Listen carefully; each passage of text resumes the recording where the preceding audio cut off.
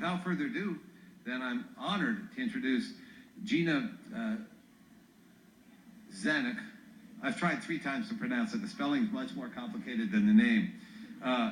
Gina is the co-founder and executive director of the Rare and Undiagnosed Network. She's the mother of 3 undiagnosed rare disease children, and she's also undiagnosed. She's speaking today about their diagnostic odyssey, as well as the bigger issues facing the undiagnosed rare community. She's excited to talk about 2 bills, the Advanced Access to Precision Medicine Act and the Rare Disease Advancement Research and Education, the RARE Act, which many of you know about, but she'll talk about it from her perspective. Gina, thank you so much for joining us.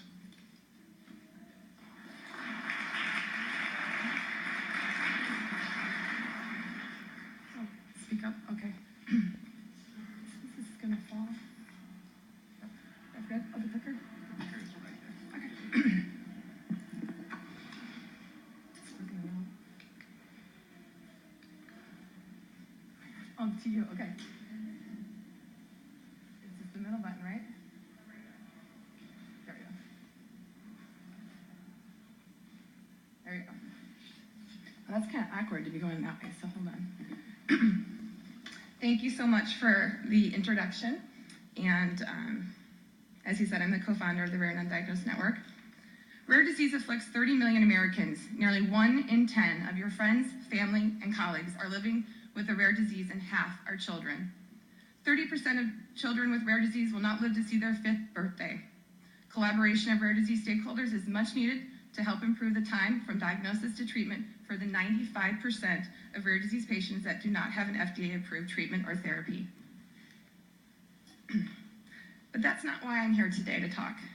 I'm here to talk about the undiagnosed rare disease patients. Those are our 3 children. My husband is here today. That's Ava is 10, Oscar is 8, and Lucy is 6. We have been to 8 hospitals in 5 different states over the past 6 years, and we've seen over 50 specialists. We still do not have an answer for the root cause of our health concern. This is Ava. In 2013, we nearly lost our oldest daughter, Ava. I was the crazy mom in the ER that refused to leave. If we had left when they told us to leave, Ava would most definitely be blind and most likely be dead. She suffered in pain for over 6 weeks, a pain that I would not wish on my biggest enemy. Ava ended up having a subdural hygroma and went through 4 cranial surgeries and is now shunt dependent.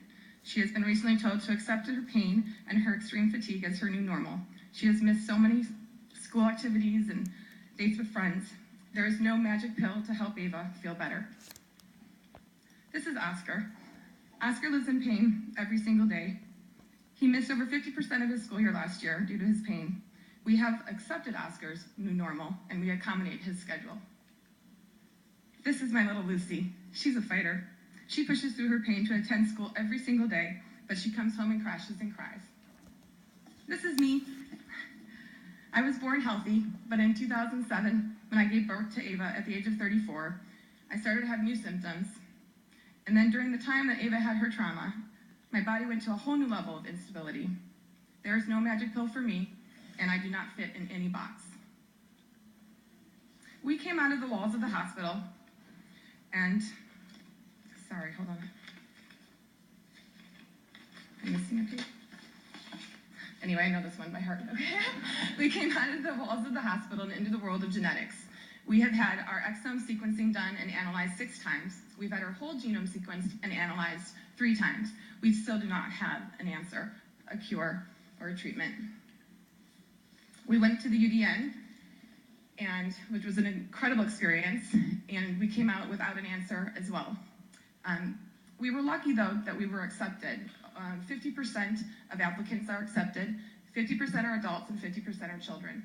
And the last statistic that they had was that the 32% received a diagnosis.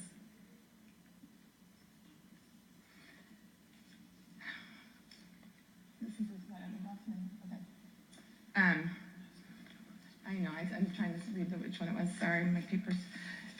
You know, you can practice your speech so much, and then you get up here, so I apologize.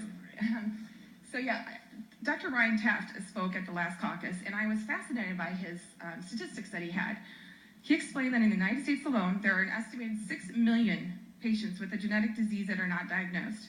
This is a huge population and a huge burden on our health system. He called it a public health crisis. He also said that 14% of patient visits are for undiagnosed genetic dysfunction, but they are 46% of the total cost for insurance companies.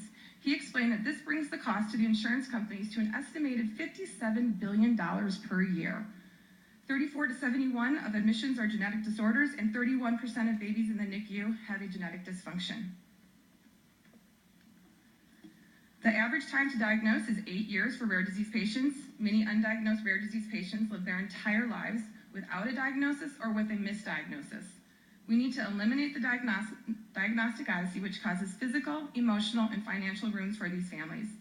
Since 80% of rare diseases have identified genetic origins, it is imperative to raise awareness for the importance of genetics in the diagnostic odyssey of undiagnosed rare disease patients. The importance of national and international data sharing is critical to improve diagnosis for these patients. We need to have collaboration and global cooperation. We need to push on insurance companies to cover genetic sequencing in a clinical setting and to have every single child sequenced in the United States. Sharing the data will allow for more information to be learned and for more of the undiagnosed rare disease patients to get answers. We can then and only then truly start on the next chapter of our journey, finding a treatment and a cure. As of now, being undiagnosed is our diagnosis, and we need to be recognized as a distinct population. I am very excited about the Advancing Access to Precision Medicine Act. Help improve access to affordable, life-saving diagnostic opportunities for kids with rare and undiagnosed diseases. The problem that is included in the bill are all of the rare disease statistics that I mentioned earlier. The solution in the bill is that the act would direct the Department of Health and Human Services to enter into an agreement with the National Academy of Medicine to develop recommendations on how the federal government may reduce barriers to the utilization of genetic and genomic testing. The bill would also let states apply for an exception to the federal medical assistance percentage rate to provide whole genome sequencing clinical services for certain children on Medicaid who have an unresolved disease that is suspected to be a genetic cause. The act is supported by the Personalized Medicine Coalition, the EveryLife Foundation for Rare Diseases, Biocom, the Advancement Medical Technology Association, and the American Association for Cancer Research. On Friday, I opened up my email, and I was very excited about the RARE Act. Charlie and Representatives Andre Carson and Ryan Costello's office, they are introducing the Rare Disease Advancement Research and Education Act today, on Rare Disease Day. The bill explains that there is much Congress can do to improve rare disease awareness, education, research, surveillance, diagnosis, and treatment to address the common challenges faced by rare disease patients. The bill would, the act would enhance an existing and successful program of the National Institute of Health, NIH, the Rare Disease Clinical Research Network. This unique network is made up of 21 research centers of excellence studying rare diseases, working with patients and others on clinical studies and other research. The RARE Act would increase and extend RDCRN's funding authorization. Number two, the RARE Act would require the Centers of Disease Control to create national rare disease or condition surveillance system modeled off of similar systems for other conditions. This formalized infrastructure would fill critical gaps in tracking rare disease data, helping researchers to understand commonalities between diseases. The third, the RARE Act would require the Agency of Healthcare Research and Quality to expand and intensify its work to ensure that health professionals are aware of rare diseases and their treatments. Fourth, the RARE Act would require the National Academy of Science, Engineering, and Medicine to update its 2010 report, Rare Disease and Orphan Products Accelerating Research and Development, to evaluate rare disease efforts and make further recommendations to policy members. Ron is proud today to endorse the RARE Act.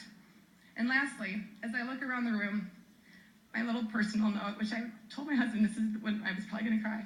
When I look around the room and I see a lot of young faces, and I hope someday that you will start to have a family, but I want you to remember and think of Ava and our family. We were born healthy, but 1 in 10 of you, 1 in 10, could have a rare and undiagnosed disease. Please help raise awareness for rare disease and undiagnosed diseases because one day you may be one of us. Thank you.